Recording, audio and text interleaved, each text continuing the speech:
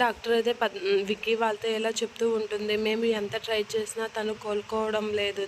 ఇక తను కోలుకోవాలంటే మీరే ఏదైనా ప్రయత్నం చేయండి అని అయితే చెప్తూ ఉంటుంది. ఇక విక్కీ అయితే లోపలికి వెళ్ళి పద్మావతిని చూస్తూ ఏడుస్తూ ఉంటాడు. అలా ఏడుస్తూ తన చేతిలో ఉన్న బొట్టును తీసి పద్మావతికి అయితే పెట్టడానికి ఆ బొట్టు అయితే విప్పుతూ ఉంటాడు. ఇక పద్మావతిని చూసి ఏడుస్తూ అలా బొట్టు అయితే పెట్టడానికి అయితే ట్రై చేస్తూ ఉంటాడు.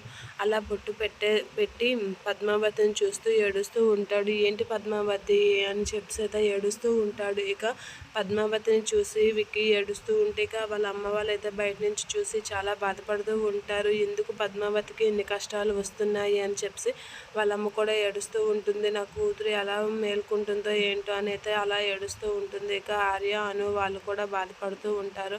ఇక విక్కీ అయితే పద్మావతి తల నెమ్మురుతూ పద్మావతిని చూస్తూ అలా బాధపడుతూ అలా చూస్తూ ఉండిపోతూ ఉంటాడు. ఇక పద్మావతి అలా పడుకొని ఉంటుంది.